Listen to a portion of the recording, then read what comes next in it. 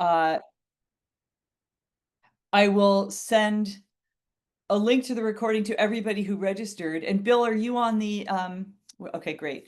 I'll send a link to everybody who registered, as well as in an email where I share that link. I'm also going to be sharing a PDF of today's deck, and I'm also going to be sharing clickable resource links. So some of the things that I talk about on the email, you can just click on them and go to those resources. So all of that will be coming. So I think I will go ahead and get us started. Welcome, everybody. So I'm Allison Schreier, one of the co-founders of Zinnia, and we're joined on the call today by Bill, who is one of my amazing colleagues. I will rename myself so we're not both named Zinnia. There we go. All righty. And so for those of you who haven't been here before, just really briefly, in addition to working with Bill as one of the co-founders at Zinnia, my background is that the thing that qualifies me more than anything to be here today is having been a dementia family caregiver to my husband in person and then supporting family members from far away. I went on to be a dementia educator, teaching the Washington state curriculum that is mandated for anybody who works in long-term care. And I did that for 4 years, actually, in long-term care communities. And then I was also so fortunate to have a role at the University of Washington, launching and managing a project for the Memory and Brain Wellness Center, part of the Department of Neurology. And that was all about educating doctors, helping them be better equipped to detect, diagnose, and support people who are living with dementia. The teachers in that case were neurologists, neuropsychologists, and other dementia experts. And I was so fortunate to be able to participate in all of those sessions. Anyway, so what I bring today is sort of a mixed bag, right? It's my experience as a family caregiver, and I recognize out of the gate that everybody in this room is extremely knowledgeable because you have been going through some stuff, and it's really helpful for us to come together and be able to learn from each other. So while I will be doing a presentation, I'm going to pop open a deck in just a moment and go through some stuff together.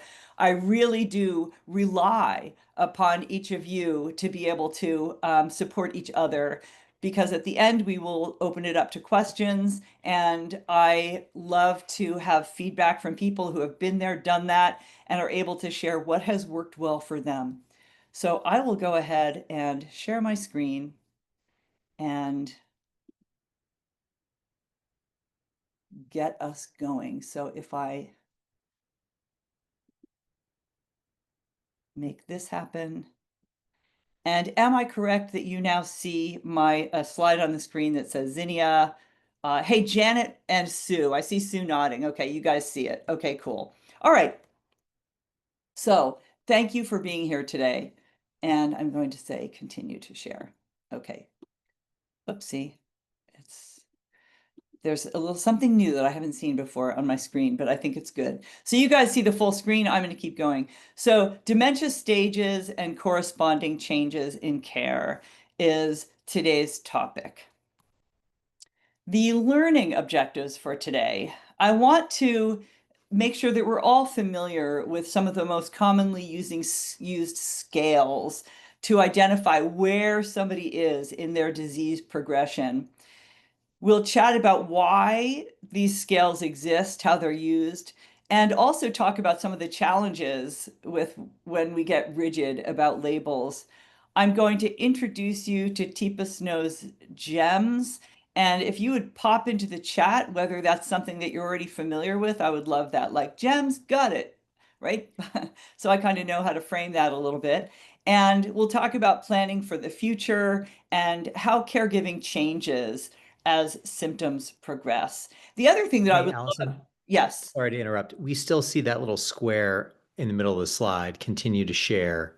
Oh, okay. Uh, So I don't know how to make that stop. I have not had that happen before. I thought maybe I was the only one who saw it. Now, do you see a regular slide? No, you don't. Hang on, slideshow, play from start. Let's see. that's better. Let's go, flip to Okay. the next one.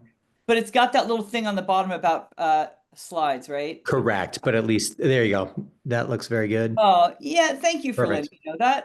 I'm glad you pointed that out before I got too far along. Yep, and thanks to everybody for throwing that into the chat. Appreciate it. Okay. So learning objectives, which we just talked about.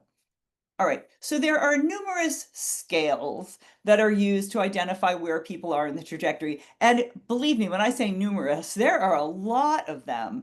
The two that are commonly used by clinicians are the Global Deterioration Scale and the Functional Assessment Staging Tool. I'm not going to go into a lot of detail about this, but enough to frame the rest of our conversation.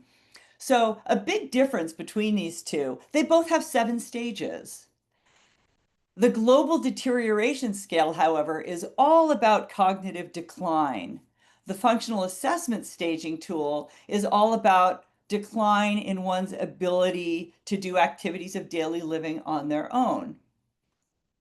So this is one busy slide, and you are not expected to read or digest all of this, but it's just making the point that the GDS, which is on the left, is all about what's happening cognitively with a person. The numbers that are blue on the left are indicated, those are when a person is considered to be sort of early-ish, and then the orange ones are sort of moderate-ish, and then severe decline.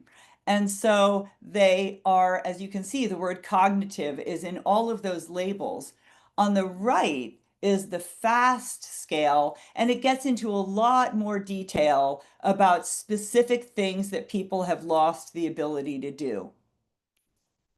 And so those are just data points for now, okay? Those are going to enter our conversation. Different kinds of scales, looking at different kinds of things. Most commonly, what we run into, and I would imagine what you guys are most familiar with, is the 3-stage scale. So if you went to the Alzheimer's Association website, Mayo Clinic, Cleveland Clinic, any of those go into great detail about what are the 3 stages, and we'll be looking at them in just a moment. And they generally tend to be early, middle, late, or mild, moderate, severe. And so here's basically what they're about. Early stage is when people are generally um, not not even diagnosed, right? I remember, so my friend Kitty Norton, who made the film Wine, Women, and Dementia, she talks about the moment that she knew that her mother, that there was something wrong with her mother cognitively because she was shooting a video of her parents for their 50th anniversary, and the mother was telling the story about how they met, and during the telling of that story, she forgot her husband's name. And Kitty thought that was it. Like, that's the moment that I thought, okay, there is something going on here. But for most people, the word finding looks like, and you guys all have this experience sometimes, right? Hey, honey, while you're in the other room, would you grab the, oh God, what, and you know it's going to come to you. So there's this sort of confusion about, is this early dementia or is this normal aging or am I just distracted or did I not get good sleep? And so therefore, many people are not yet diagnosed at this stage. Losing objects, right? How many of you know where your car keys are right at this moment? And I don't know what I would do if I couldn't rely on my Apple Watch to tell me where my phone is, right? All through the day. And how many times I pick up my iPhone and I say to it, I press the little button and I say, where are my AirPods? And then it starts beeping them someplace. I can't keep track of stuff. But losing objects, while it's an early symptom of dementia, it's something that, of course, starts to worsen with time. And the things that we lose are often showing up in very strange places, like the car keys, instead of being in your coat pocket, are in the refrigerator, for instance. That would be the difference between normal aging and, say, dementia. Remembering names, of course, all of us have difficulty remembering names, but as I just pointed out, if it's the name of your husband, for instance, that's an indication that maybe it's a bit more of a problem.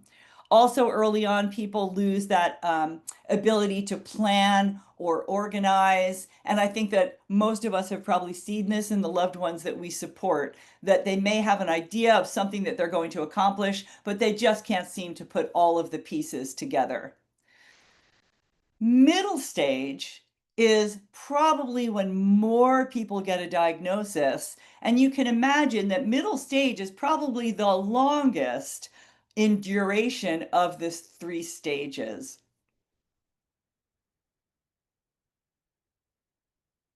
So people could be well into the disease before they get diagnosed, well into the middle stage, or just at the beginning of the middle stage.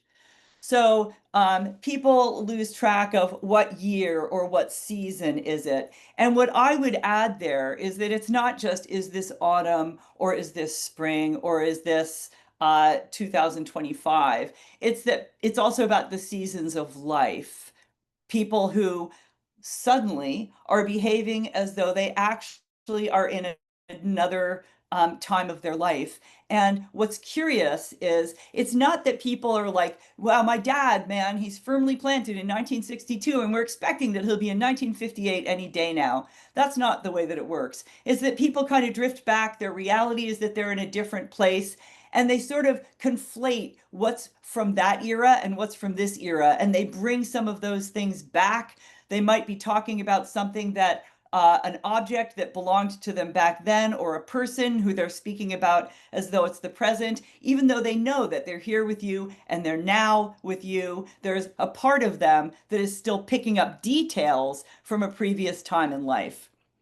Of course, they are very likely, if they have an amnesic form of event of dementia, to forget specific events that are coming up, as well as specific events that have already happened, right? I tell somebody that I'm going to be picking them up to go shopping, and when I show up, they're not ready because they forgot that I made that phone call. But also, they can't tell us about the show that they went to last night.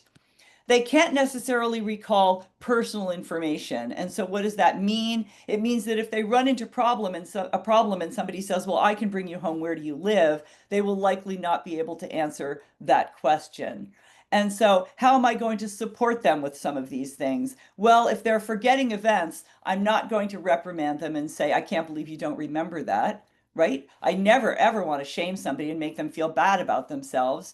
If they can't recall personal information, it's up to me as the person with the healthy brain to make sure that they don't get in trouble because of that. And that might look like them wearing jewelry. We had a lecture recently with Kevin Jameson from the Dementia Society of America, who talked about the importance of having a way for somebody to be identified, not just their name, maybe their medical information, but also how do we get them home and who do we call if there's a problem.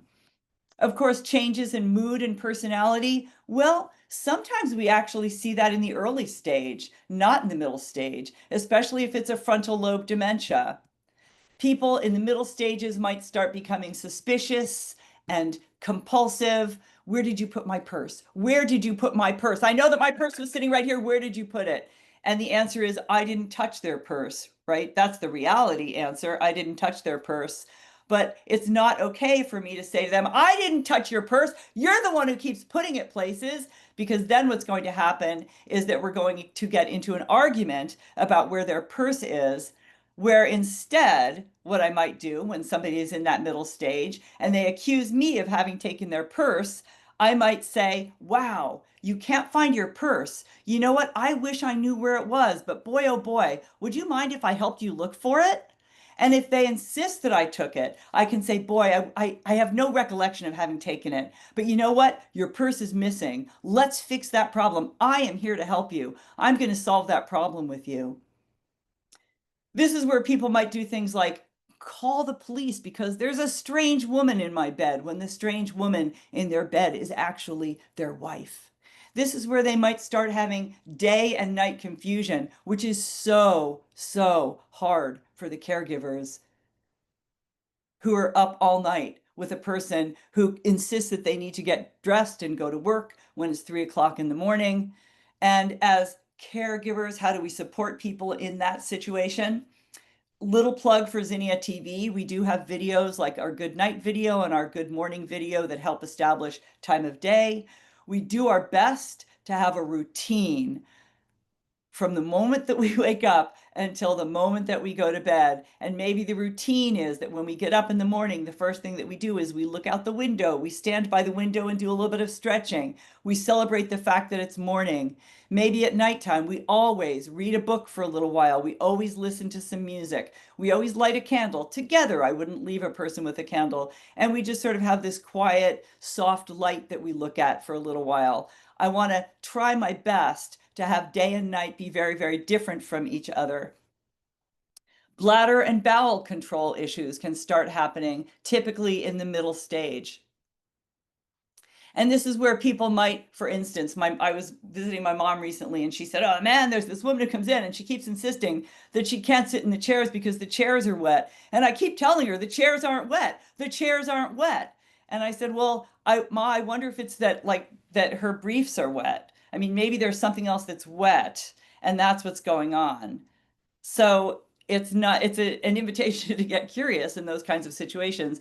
But anyway, this is the time when people are more likely to start losing bladder or bowel control, and we make a shift into wearing briefs instead of regular undergarments.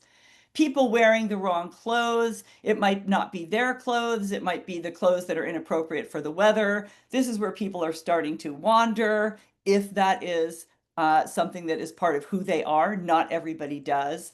And it's a time when it's not really good to leave a person alone.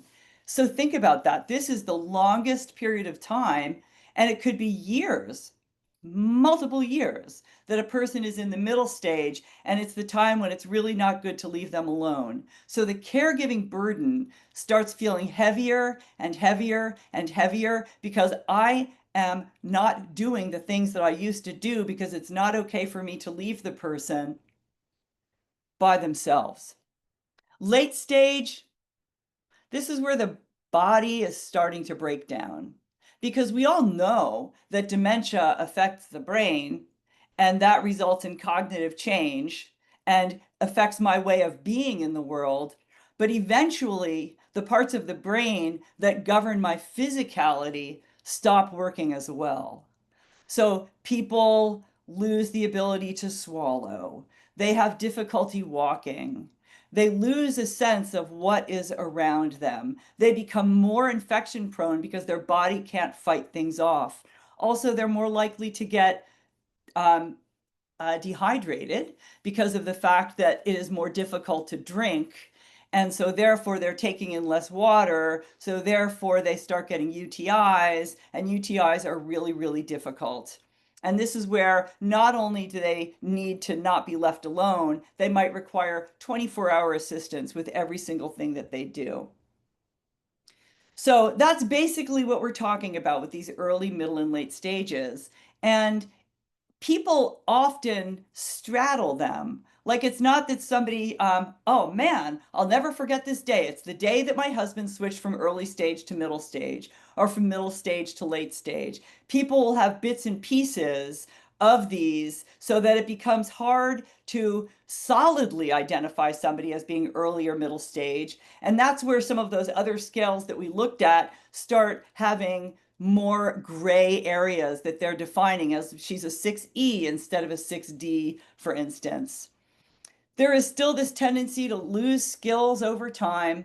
And what I found, and what I know many caregivers have found, is that there is this strange phenomenon where a person is able to do something and then there's a day where they can't do it, but then the next day they can do it again. And for a couple of weeks they can do it and then they can't do it again, but this time they can't do it for a few days, but then they can do it again. But now it's just for a few days that they can do it, and then bang, the skill is gone. I'm going to move on. So why do people use these scales? So for medical professionals, they use these scales to help with diagnosis and with monitoring people over time. So of course, they're also giving people tests like the MOCA exam to try and figure out their score, which identifies where they are in the progression of their disease. It's helpful for care planning for both healthcare providers and families to start thinking about what's coming. How am I going to be ready for that? In some cases, these scales are used to determine eligibility for different types of care, including qualification for hospice, for instance. And of course, there are issues with these scales because with dementia, there are no absolutes. As I just said, hard to identify as somebody being on one scale or a different scale. People change hour to hour and day to day. You need to make sure if you're talking to your doctor and your doctor is giving you a sense of where on the scale your person is, you need to ask what scale they're talking about. It's okay for you to push back and to ask for clarity about that. There's a big issue for doctors. One of the things that they worry about using these scales is that there is caregiver bias because they are relying on the caregiver to provide them information. And if the caregiver is really, really burned out, they might make it sound like the person is worse than they actually are. Conversely, if the caregiver is really hanging on to who mom was, I just want her to be who she was, then they might paint a picture that is less bleak than it is, which means that the doctor is getting a different kind of misinformation. In some cases, doctors will use multiple scales. So imagine then if they were using just the cognitive scale, well, it might be good if they're also using the scale that looks at activities of daily living to get a more complete picture.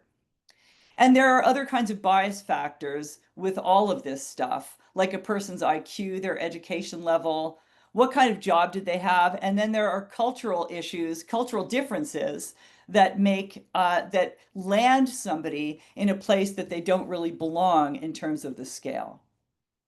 So that is just a little bit about scales. So TPAS knows GEMS. So a little bit about my background. I talked about my educational stuff. So one of the things that I did to educate myself is I became well acquainted with the lessons taught by Teepa Snow. And if you're in the room and you have not yet watched any of her videos and you don't know who she is, I strongly encourage you to do a little bit of exploration. And I will have the links to some of my favorite videos of hers in that email that I send out. So I wound up going out to North Carolina. I studied with TIPA. I became certified as a positive approach to care, which is her world. I became certified as a coach and a consultant and a trainer. And in full disclosure, I no longer hold those certifications because it's something that you have to renew every year. And after about 5, 6, 7 years, I decided that I would no longer renew because I wasn't actively going out and teaching her stuff. However, I am still well aware of her teachings and I love telling people about them. And one of the things I really appreciate the most is Teepa Snow's gems. So this is a different kind of scale than what we have been looking at. So instead of focusing on things that are lost, Teepa's scale looks at what's left. And I think that that's a really helpful starting point for dementia family caregivers. The gems are set up as, well, as gems, right? Sapphire, diamond, emerald, amber, ruby, and pearl. And we'll go into a little bit of detail with each of these. And they represent the fact that, yeah, there's a lot that's going on with my person. There are skills that they are losing. So they're a different person than they were. However, there is so much about them that is still beautiful. And those are the things that I want to pay attention to. So I'm just going to kind of take us through these. If we were in person and I had these slides up on a screen, I would never have this much stuff on the slides. I apologize for that because it's hard for you. Like, are you supposed to be reading this or listening to me? We're going to go through Sapphire together, then we're going to go through Diamond, then we're going to go through Emerald. The reason I have all of this packed in here is because I'm going to be sharing these slides with you, and I want you to be able to refer back and say, oh, right, that's what she was talking about. Sapphire is what we are. Sapphire is the person with a healthy brain. True blue, as Teepa describes it. We are still flexible. We are we're able to be organized. we are able to appreciate that not everybody sees things the same way. And hopefully, we're able to listen to different perspectives and be thoughtful in our responses to them. Our processing speed, well, as we're getting older, we're always going to see some decline in our processing speed, but we're still processing pretty well.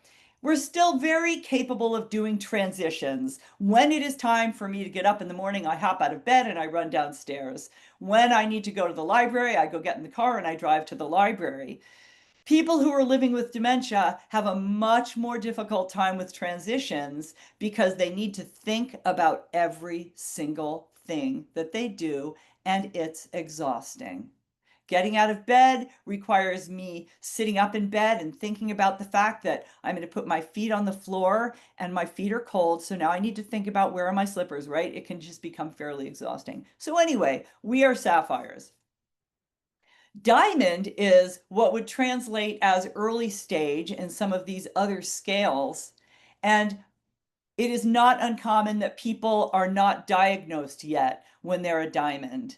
And I'm able to think back to quite a few people who I've known in my life who eventually had dementia, and I'm able to remember their diamond stage. So, diamond, I'm not the problem, you are. This is people who people who their behavior and perspectives shift suddenly and you're not ready for it. They're very rigid. It starts to become all about them. They see their wants as needs. So in other words, it's not that I want to have a cup of coffee right now. But I need to have a cup of coffee right now. When are we going to get me that cup of coffee? And there's no talking a person down. Their personal likes become much more intensified. They are much more reactive to changes in the environment, so they're going to benefit from things pretty much staying the same. She doesn't seem to want to go out as much anymore, and I keep pushing back, and she's getting angry at me. Okay, maybe we need to not go out as much as we used to. At this stage, people will really benefit from time to absorb new information and new routines. So, what I'm noticing is that there are things that would not have been hard before. Like we're doing there's a new type of crossword puzzle that we're doing, and she would have aced these before, and now she's having a really, really hard time catching on. Or the grandkids come over and they bring a game, and it is such a ridiculous game. I mean, it is so easy, but he just can't figure out the rules. And the grandkids are getting upset because they keep repeating themselves, and he just can't hang on to this new way of doing things. People at this stage tend to be very respectful of authority. They do not want you telling them what to do, but they are perfectly willing to listen to the doctor, for instance. So, this is where I, as the person who is the caregiver, don't want to rush a person. I don't just step in and do things for them. I ask, is this something that I could possibly help with? Because me rushing in and doing something for them is telling them that they don't do it that well anymore and they do not want to hear that. I don't want to treat them like they are the problem. The emerald stage. So this is where people are more likely to be getting a diagnosis.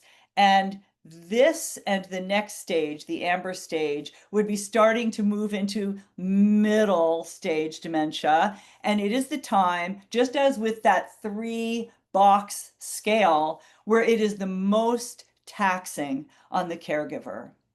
Because you're seeing these changes that are definitely something very wrong going on in the brain.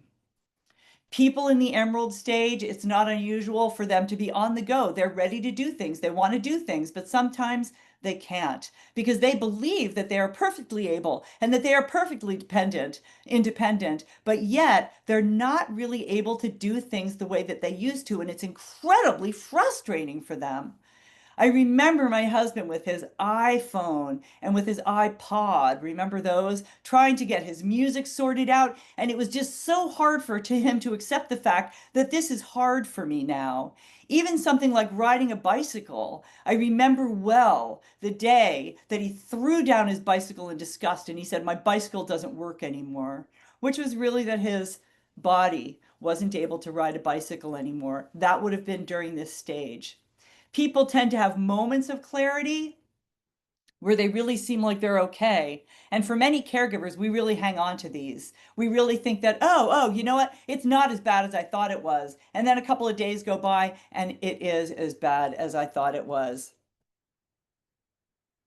We want to really accept a person's reality during these times and not correct them. So I'm walking with my uncle in the grocery store, and suddenly he is thinking back to the time when he was a manager of a grocery store, and he starts telling me the stories about, not stories, but it's the reality. Like, let's go up there. We need to get somebody here to move these boxes because they're not in the right place. And you're like, whoa, whoa, whoa, Uncle Joe, like, this isn't our store. What do you mean it's not our store? I'm in charge here, right? And so it's really an interesting time that we start practicing those skills of being able to be in somebody's reality with them and accept their reality. Let's see. I made a couple of notes to myself. I want to make sure I don't forget these. This is where we start needing to slow down when we're speaking a bit because people's understanding and their use of language starts to fade.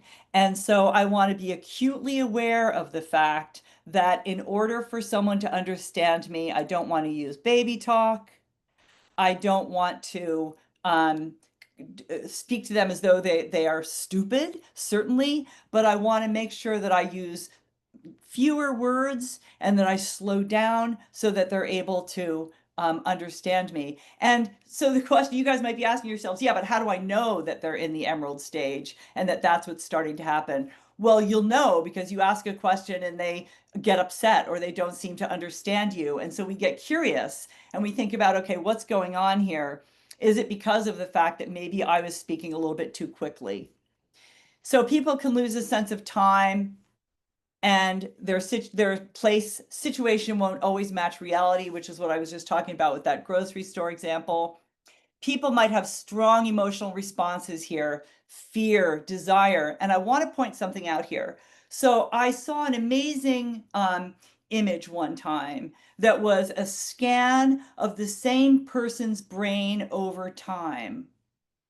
And what you could see in the scan is that the brain was shrinking. They were losing tissue. And in each image, you could see distinctly that the brain was smaller and smaller, except for one part of the brain, and that was the amygdala. The amygdala is the seat of our emotional responses. It is the fight or flight part of our brain. That part of the brain does not shrink as dementia wreaks havoc. So, therefore, people can still feel acutely. They will still have strong emotional responses. During this stage, people do need guidance and assistance, but they might be reluctant to take it. And so we need to start using cognitive ramps, helping them, cognitive ramps being that I recognize that there's something that they don't do so well anymore. And so I set up the facilities that allow them to still be successful. Instead of, I put their clothes out on the bed for them, for instance, in the right order so that they're able to find it. I want to make sure that they're maintaining their routine as much as possible as they move through all of these different stages. Next in TIPA's gems is amber. And so where all of the other gems are mineral, the amber is sap. And so as TIPA says, it's like they are stuck in a moment of time. During this stage, people are really focused on sensation. We might see them moving their fingers a lot like this, licking their lips. They tend to try to feel their feet more than they might have previously. This is where we want to appeal to their senses, where maybe we encourage them to smell things that are in the kitchen or outside, to taste things, to touch things. People might use those little fidget aprons.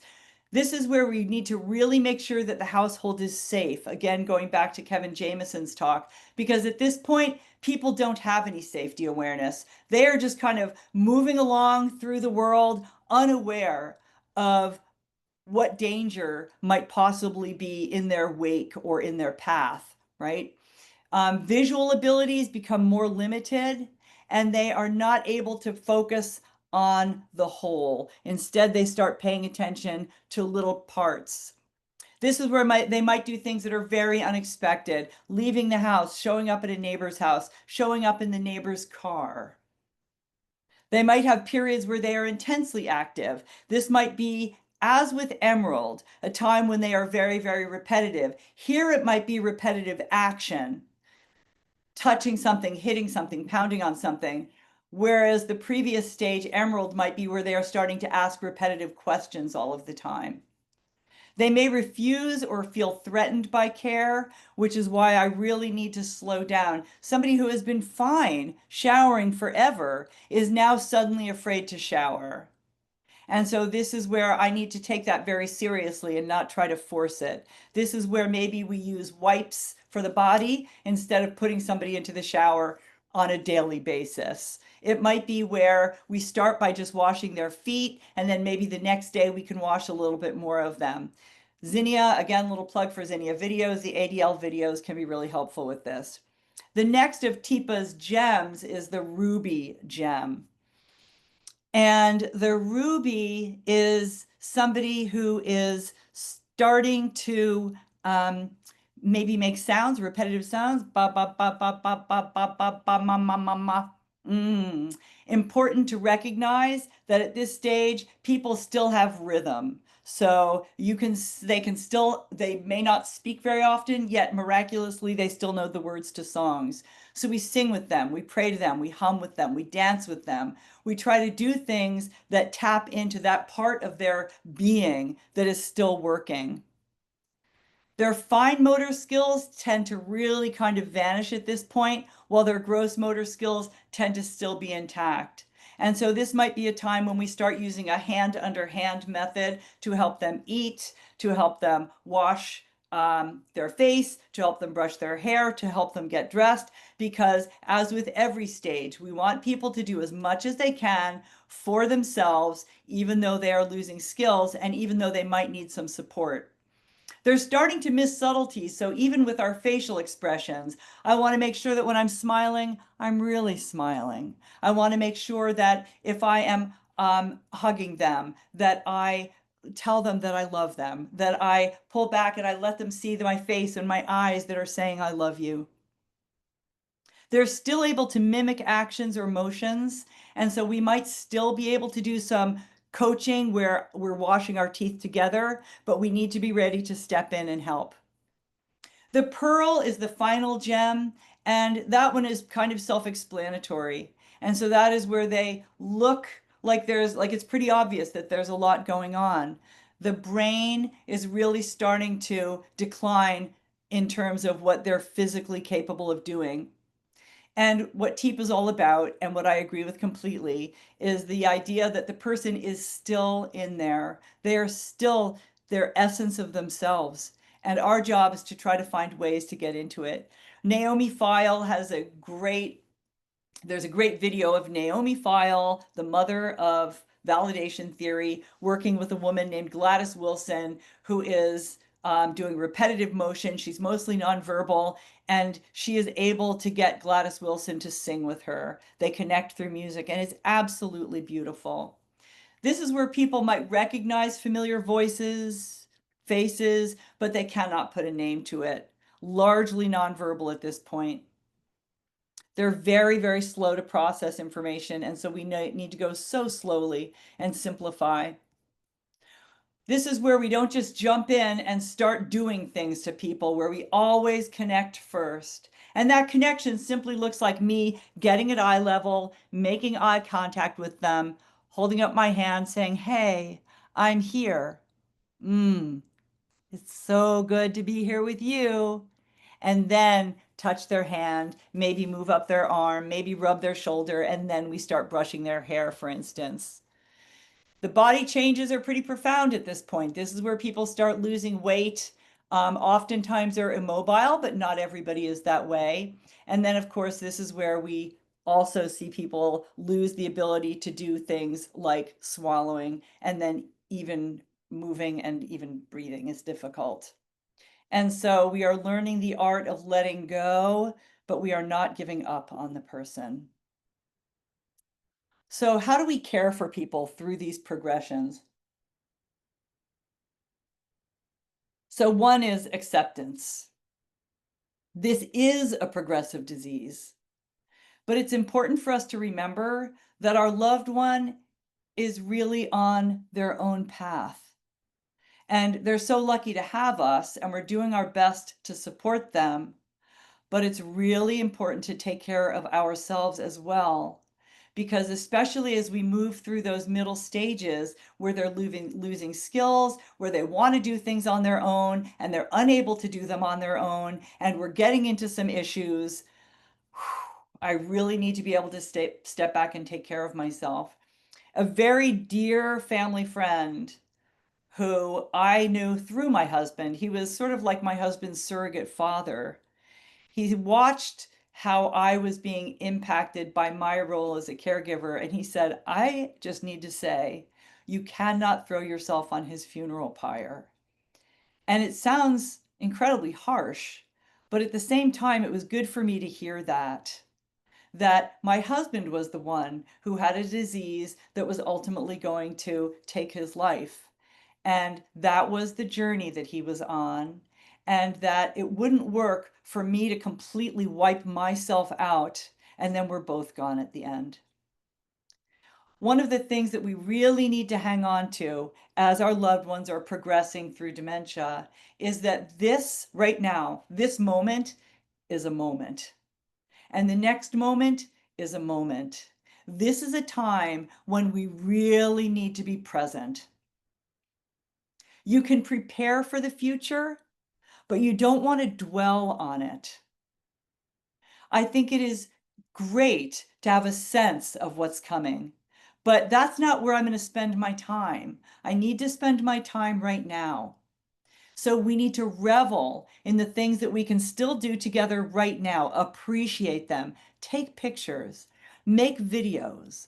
I encourage you to capture them talking, capture them telling stories, capture tiny moments that are so meaningless, right? Like eating breakfast. How meaningful is that? Well, a few years from now, when they're no longer able to sit at a table and eat breakfast, it's really lovely to be able to look back at the time when things were normal. Have someone capture videos of you providing assistance, because later on, it's really helpful to be able to look back at that and to be able to say, wow, there was a lot that I was doing. Because believe me, eventually, and maybe you already feel it, we start feeling guilt, like I didn't do enough. I didn't do enough. Keep track of what you're doing, even if it's just taking pictures from time to time, because you are doing a lot and you need to give yourself credit for that. Our mantra needs to be that they are not willful. Nothing is intentional. The captain of the ship is compromised, right? And so, therefore, we need to accept the fact that they don't hate us, they love us, but they're dependent on us, and the world is a scary place. We need to remember that we are the ones who set the tone as their dementia progresses. If I start getting upset and I start getting anxious and I start behaving in unskillful ways, then I am setting the tone that says this is a place to be anxious and unhappy. If the person is losing the sense of being, but yet they have this sense of feeling, then I need to make sure that the feeling is a positive one. We need to focus on what they can still do. So, toothbrushing, right, is one of the examples that I think of. if they start to, one of the first things that I knew when I knew there was a problem is because my husband wasn't flossing his teeth anymore. Well, he needs to floss his teeth. And then I noticed that he started brushing his teeth, but he'd like brush the top and then he'd put the toothbrush down, like brush the top teeth and then he'd leave. So what we as caregivers need to do is focus on what they're still able to do. Okay, he's not flossing anymore, but he's still brushing. So maybe what I can do is step in and say, hey, what if we floss at the same time? Will he mirror me flossing? Will he, maybe I need to make it easier, and instead of using floss that is a string, maybe I need to get those little plastic flossers. Maybe he would be able to use a water pick instead of using a flosser, and that might be something that's sort of interesting. It's probably going to be, there's going to be water everywhere, but it's worth a try. I want to try to put in place things that allow him to still do the things that he used to do. If the best that he's able to do is just go in and just lightly brush his teeth and put the toothbrush down, then it is my responsibility to say, "Ooh, you know what? You missed a spot. Hey, I'm going to help you out with that spot." I need to find ways to get in there and continue to help them be healthy in as many aspects as I possibly can.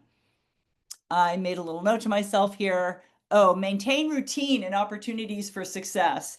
I think back to when my husband was in long-term care, and there was this guy who and I may have talked about this on another call, but there was this guy who would go out with his walker. There was a little path that went between the cottages. There were cottages set up with a fence on the outside, and he would take his walker out on the path. And then inevitably, after a couple of steps, he would push his walker out onto the grass and he would start walking with his walker on the grass. This guy's a fall risk and the grass is bumpy. So the caregivers would go grab him and they'd be like, no, no, no, no, no, no, no, you need to walk on the path. You need to walk on the path. And they'd steer him back to the path. And within minutes, he was back on the grass. So eventually, what did they do? They took it away. They said, that's it, you're done. Like, you cannot go outside because you keep walking on the grass.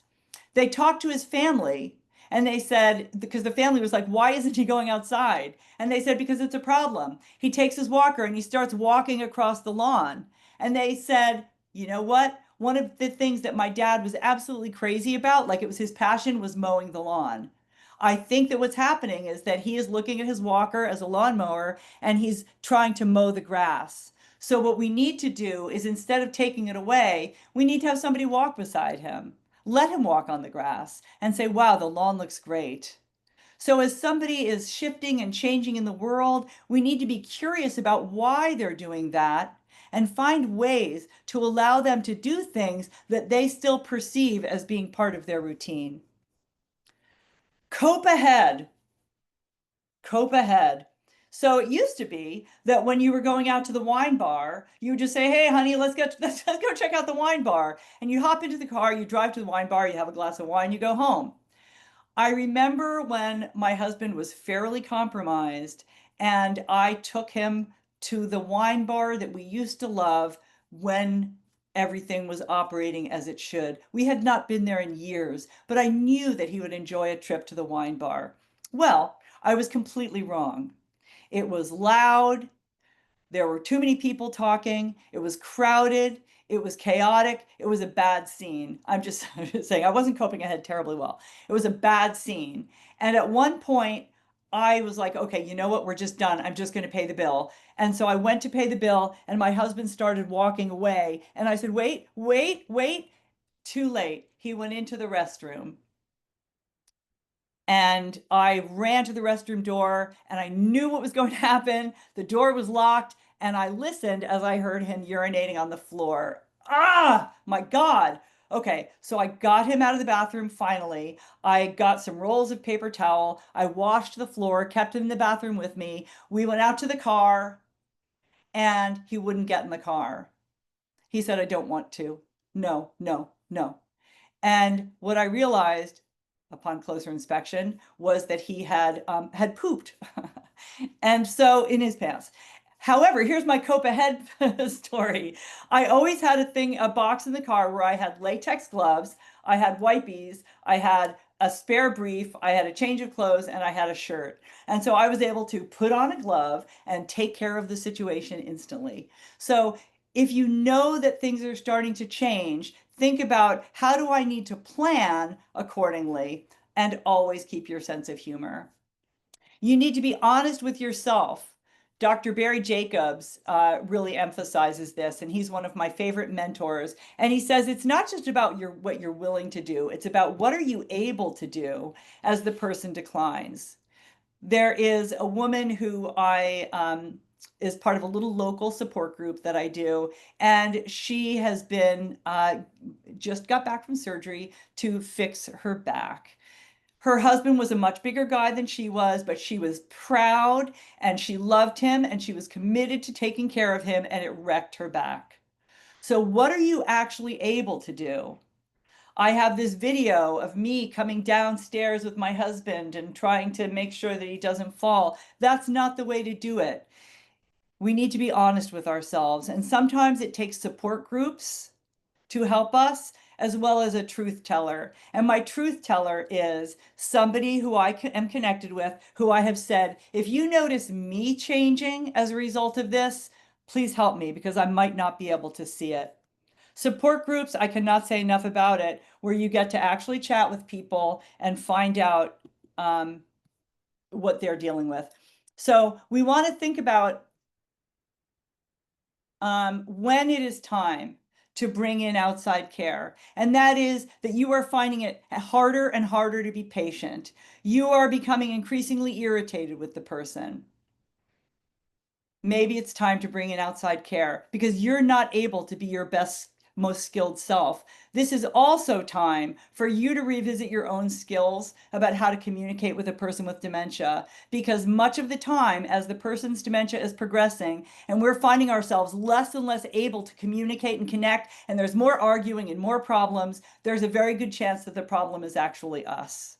We need to revisit our skills about how to appropriately communicate with a person who's living with dementia.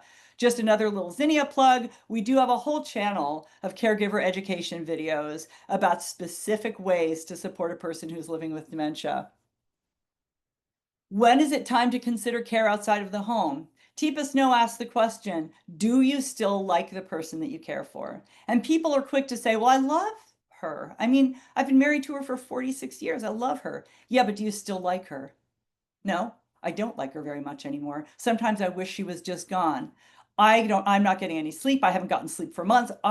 Right? If we feel like we are completely depleted, it might be time to consider care outside the home, even if it's for somebody to stay someplace while we take respite for a couple of weeks.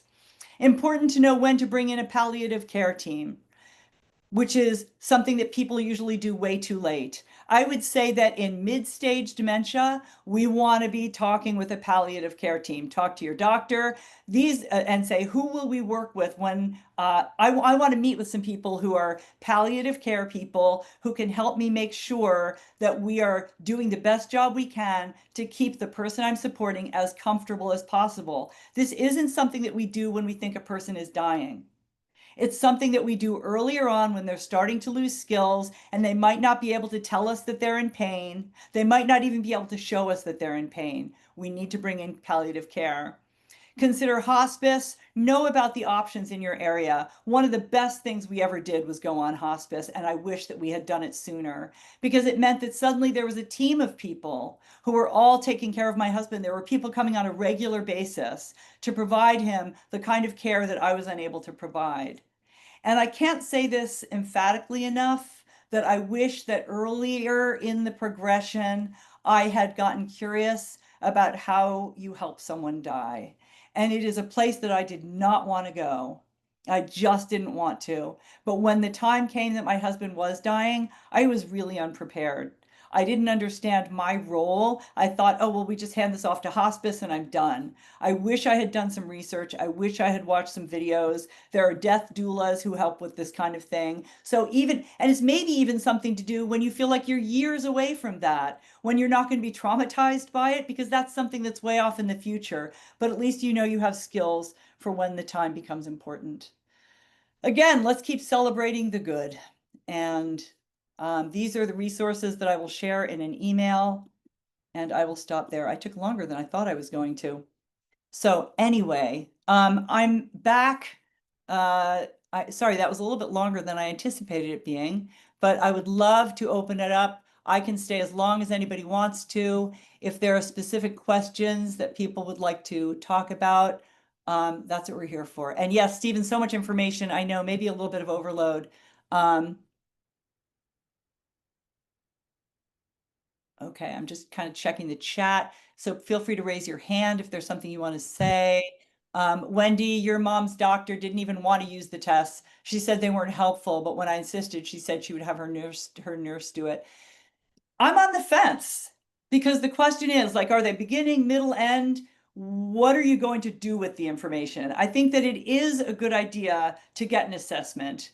It's a great idea to figure out like, where are we now? And for your doctor, it makes me a little, I feel like they should be curious about that. So I can see why you would want that to have sort of a baseline, right? Where are we now so we can watch how things are going? I don't know about you guys, but I was very curious, I guess. I wanted to know the trajectory. Where are we going? Especially once my husband moved into long-term care, which is extremely expensive. And then my question was, well, I hate to be so callous, but like how long will I be doing this? Like how much longer do we think he's going to live? Because I want to figure out my life a little bit. And what I got from every doctor I ever talked to was everybody's different and there's no way to tell. And this is where I was able to communicate with people in my support group. And when I would say things like, well, he's no longer walking. Okay, so or he's bedbound. All right, when somebody is bedbound, like that's a pretty good indication that we're moving towards the end. When a person is having difficulty swallowing, it's an indication that we're moving towards the end. Something that happened along the way, my husband got pneumonia. He got pneumonia when he was still what I would call probably middle stage, and he was still very active. He was still able to walk. But I had heard that when somebody with dementia gets something bad, like pneumonia, that you don't treat it because you want to let that disease be the thing that carries them out instead of the dementia. I asked my doctor about that, and my doctor said, here's the deal. If somebody is probably going to be able to fight the disease, like they're strong enough that their body is probably going to win, then you should absolutely treat. Because otherwise, what you're looking at, because they are going to get better, and what you're looking at is probably months of them being incredibly uncomfortable and incredibly unhappy. As I say this to you now, it seems so obvious, but at the time, I was really confused. Like, is that what we're supposed to do as people who are supporting loved ones with dementia? Is like we sort of wait for something else to come along and take them out so that this dementia thing can be over? And that was a solution that I was told about that I was like, oh yeah, that makes perfect sense. We treated him, he was fine. He did eventually get pneumonia again. And that was the thing that in the end caused him to leave us. Don't know if that's helpful. Yeah, Chuck. Uh, I don't know what your thinking is on sharing programs like this with your care partner. We have discussions at times. I'm not sure the next day if she remembers it or not, but it is good conversations, and I think there's an awareness there. But these programs you see and you say, wow, I'd really love to share this, but when is it, more dangerous or it's more harm than it is good? Yeah. First, let me just put that out to other people. Does anybody have any thoughts about that? Would you share something like this with your loved one with dementia? Sue. Yeah, I think I might have earlier on, but where he is now, I won't. He's kind of in the middle to severe, and he wouldn't understand it. But earlier on, I think I would have liked to have had more open conversations with him, but I can't say that I did, so I don't know if that's a very helpful answer. I kind of wish I had. Anybody else have any thoughts about that? I think that if they have anosognosia, where they don't have any idea that they are ill, no, I wouldn't share it. I would agree with you that if they are in denial, or if they have anosognosia and they act like they actually don't know that there's anything wrong with them, for me to then sit them down and watch something would probably not be helpful. I think it really depends on the person, and you could ask them, hey, there's this video that I saw, this woman who I heard talking, and she was talking about like the stages of dementia. Is that interesting to you? Is that something you'd like to watch? If they're unable to answer that question, I wouldn't show them this video. If they're able to answer that question and say, yes, I actually would like to know more about where this thing is going, then you could possibly, but I would really monitor it while watching with them. And if they're starting to get sort of lost, I am guilty of being a fast speaker. So there's also a possibility that somebody with dementia listening to me speak would find me chaotic. Just for me personally, there are other videos who are not me, who you might be interested in showing your wife, but I would ask her. Yeah, Tammy, did you have a question or are you just doing your hair? Okay. Oh, you're muted there, girl. You're still muted. Okay, you're done. Am I good? Oh, there you are. Okay. Okay.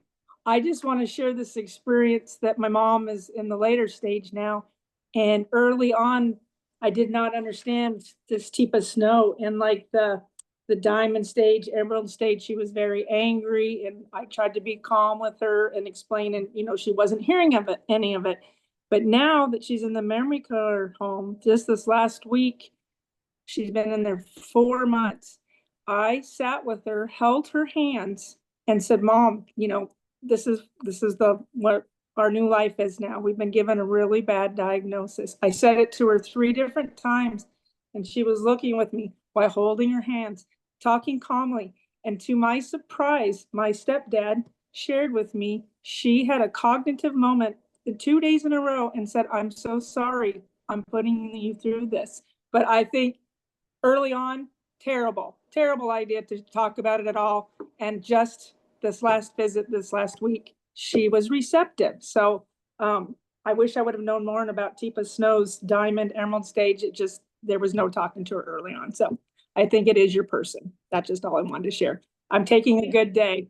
It's been 2 good days that I've heard. So we'll take it. We'll take it for sure. Okay. Terrible disease. Thank you, Tammy. Anything else that, let's see, having the medical doctor of our palliative and hospice speak support group. Oh, yes.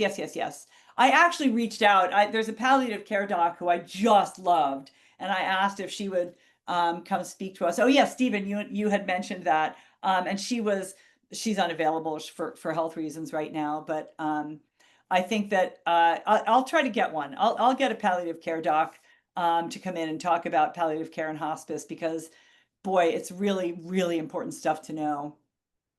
And Wendy needs a baseline. Yep. And medical professionals, our next superhero support session, I'm really excited. It's coming up soon. I don't have the date in my head. I should. Dr. Carol Heyman is going to be joining me, and she is a geriatrician who is a specialist in dementia. And she's coming on to do pretty much just field questions like, what do you wish you could ask a nice doctor?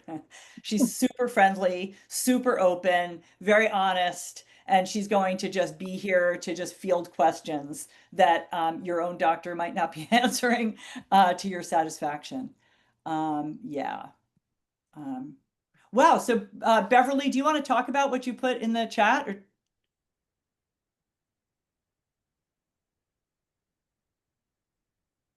Beverly might have left. I'm not sure. I'll read it. She says, my husband is in early stage and is reading a book about Alzheimer's and reads other info, but I think this is too much since he'd have some difficulty with the presentation. Yeah. The other thing I highly recommend, of course, and yes, Denise, I will be sharing resources for the death stuff. I'll add that.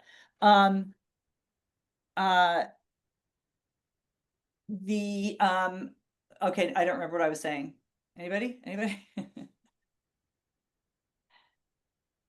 Oh well, it must not have been terribly important. Something about a nice doctor. Oh yeah, well hey Paul. Yeah, the nice doctor who's going to be coming, but there was something else I thought of, and it was brilliant, but now I can't remember what it was. It But was that's- something about Beverly's statement in the chat. Beverly's statement. Ah, well, I was reading, oh, that her husband is reading books about early stages. Oh, yes, yes, thank you, thank you. And it was that there exist groups like the National Council for Dementia Minds, Dementia Alliance International, that are support groups and more than just support. They are action-oriented groups for people who are living with dementia. So if a person in your life has dementia and they want to do something about it, they should. And these groups are a great place for them to be. I know that if it were me, I would want to be just like right here we are. We're on a call with like-minded people who are going through the same stuff. Why shouldn't people with dementia have the same resource available to them? And I realize that a lot of people, by the time they get into a support group, the person who they're caring for is beyond being able to participate in such a group. But if your loved one is still able to function at that level, what a great idea. So those are groups like the National Council for Dementia Minds and Dementia Alliance International. Any other questions? Can you please put those two names in the email? Yes, I will. Email NCDM plus DAI. I will do that. And yeah, so Teepa Snow used to have a free support group. So what she also used to have, and she might still, but I'm not sure, is that anybody could get a free 30-minute consultation with one of Teepa's trainers. I don't know if she still does that, but it used to be right on her website that anybody could get a free 30-minute call with her, which was pretty cool. She does have support groups. I don't know if she has free support groups anymore. A lot of Teepa's programming is programming that one would pay for. But they're great groups. Anything else, friends, before we go? I packed a lot in today. I hope that some of it was useful. And I look forward to chatting with you again soon. Keep your eyes open for an email about the next session with Dr. Carol Heyman. I think that you will really enjoy her. I know that I do. So everybody go out there, have a great day. Remember, never lose sight of how awesome you are. Bye-bye. Bye. Thanks.